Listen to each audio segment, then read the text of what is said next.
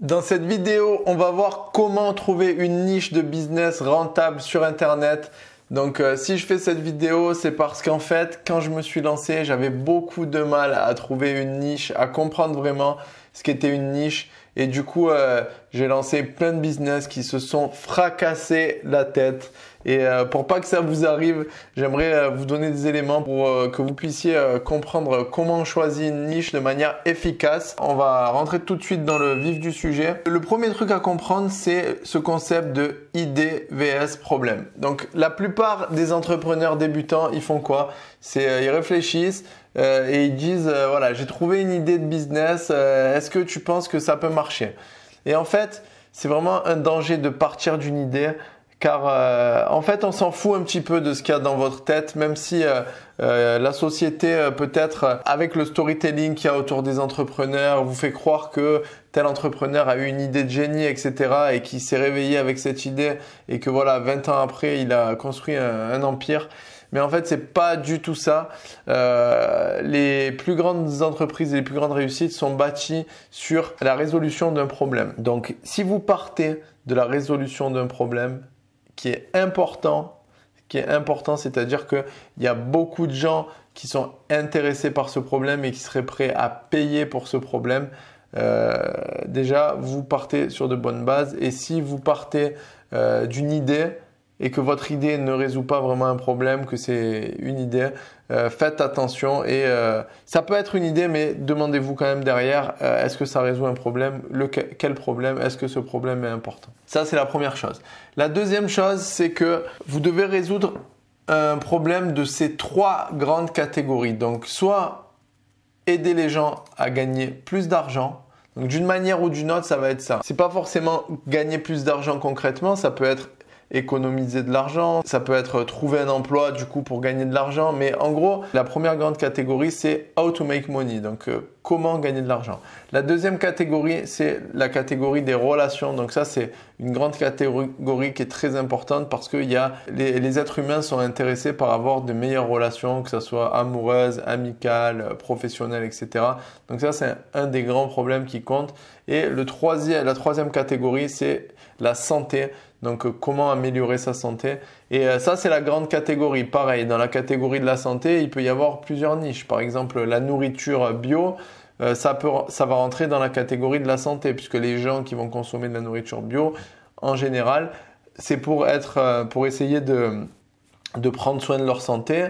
Et le dentiste qui vous soigne vos caries, lui aussi, il rentre dans la catégorie de la santé. Donc, vous voyez qu'ils sont tous deux dans à la fois le magasin bio et le dentiste sont dans la même catégorie, mais d'une façon différente. Et en fait, ces grandes catégories, ça suffit pas. Une fois que vous avez défini dans quelle catégorie vous êtes, il va falloir aller un cran en dessous. Et comme on dit niche down, ça veut dire prendre cette catégorie et la diviser en sous-catégories.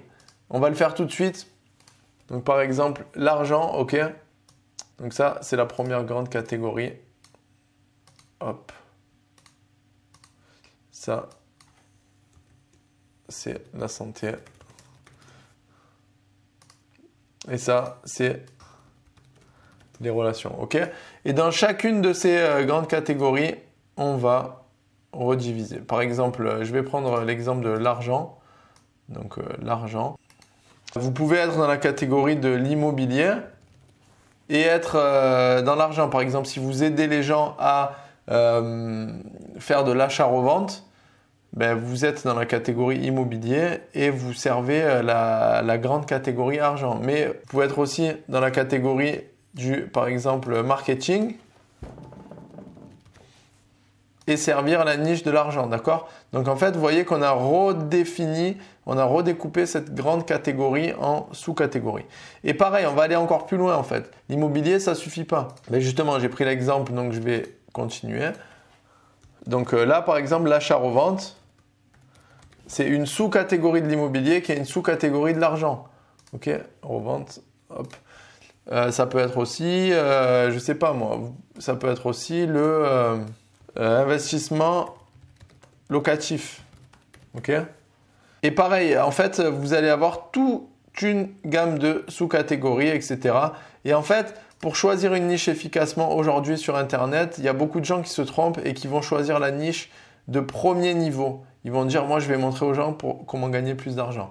Mais ça, c'est ce qu'on appelle un océan rouge parce qu'il y a beaucoup de compétition, c'est la guerre et il n'y a que les très grosses entreprises qui peuvent se positionner sur des catégories aussi larges que ça. Là, il y a des catégories de deuxième niveau, on va dire. Ça, c'est encore très compétitif.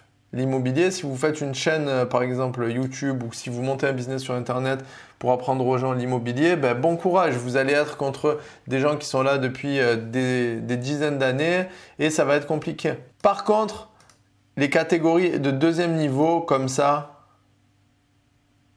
déjà, c'est déjà mieux. On est sur une niche de deuxième catégorie. Aujourd'hui, vous pouvez encore lancer des business dans cette sous-catégorie en vous positionnant comme le leader de l'industrie. Et si à un moment donné, il y a trop de monde sur ce genre de sujet et que ça devient trop compliqué, donc on va dire que cet océan rouge, cet océan bleu là devient rouge parce que il y a plein de requins qui se battent sur ce marché et du coup ça devient de plus en plus compliqué, ben vous allez votre travail ça va être d'aller chercher une catégorie encore en dessous. Donc par exemple, vous allez faire de l'achat-revente, mais par localisation. D'accord? Par exemple, à Aix-Marseille. OK? Et là, ça sera un océan bleu. OK? Donc, pensez vraiment aux niches de premier, deuxième, troisième, quatrième niveau. C'est ce qui va vraiment vous aider à trouver une idée de business rentable. Parce que je vous garantis, pour avoir fait l'erreur qu'en vous positionnant ici, dans des niches de première catégorie, enfin des niches, c'est même pas des niches quoi, mais dans des catégories de premier niveau, ça va être très compliqué, ça va être la guerre, c'est quasiment impossible de réussir ici. Ici aussi, c'est très difficile, c'est encore possible si vous avez beaucoup de moyens en publicité. Ici, c'est déjà plus, on va dire, réaliste. Et ici, c'est très possible. Il y a beaucoup de marchés à prendre dans des niches de troisième niveau, donc ou de quatrième niveau. Donc, n'hésitez pas à, comme on dit, donc niche down. Donc, allez chercher une niche de troisième, quatrième, cinquième niveau. Ce qui ne veut pas dire que vous serez bloqué là. Moi, j'avais peur à l'époque d'attaquer une niche de quatrième niveau et d'être bloqué là. En fait, vous pouvez commencer ici et après, par exemple, commencer sur l'achat-revente d'immobilier localisation Aix-Marseille et puis après faire d'autres localisations et puis après faire l'achat-revente en général et puis remonter. Donc, on va dans ce sens, mais pas dans ce sens, ok? On va du plus petit au plus grand, ok? Donc ça, c'est très important à comprendre. Et voilà, j'espère que ça vous a aidé. Et pour ceux qui ne pensent pas que votre domaine rentre soit dans l'argent, soit dans la santé, soit dans les relations, mais je vais vous donner un exemple qui est souvent utilisé et qui est très parlant. Par exemple, la marque de rasoir Gillette. Donc on peut se dire, mais eux, ils vendent des rasoirs. Dans quelle catégorie ils sont? Ils nous aident pas à gagner plus d'argent, ils nous aident pas à être en meilleure santé, ils nous aident pas forcément à avoir de meilleures relations. Et bien en fait, c'est le positionnement de la marque qui va définir dans quelle catégorie ils sont. Et Gillette, on le voit clairement si vous avez vu des pubs Gillette pour le rasoir à la télé, on voit toujours que c'est un gars qui se rase, voilà, ben, pas comme moi, lui il se rase nickel. Et du coup après il a rendez-vous avec une meuf. Donc en fait, il joue sur cet aspect relation. Donc avec Gillette, vous allez avoir des meufs qui vont tomber comme ça. Vous allez avoir plein de relations. Vous allez être successful avec les meufs. Pareil pour les déodorants Axe. On voit bien qu'ils jouent sur l'aspect relation. Mais on pourrait très bien avoir une autre marque qui va jouer sur quelque chose d'autre. Par exemple, Rolex. Les marques Rolex, on voit que c'est la catégorie de l'argent. C'est un positionnement. Voilà, ce que je voulais faire comprendre, c'est quel que soit votre produit, quelle que soit votre offre, quel que soit votre service, vous vous positionnez dans une de ces grandes catégories. Maintenant, à savoir laquelle, ça, c'est à vous de le définir au travers de votre positionnement. Et aussi, vous ne pouvez pas en choisir plusieurs. Ok ?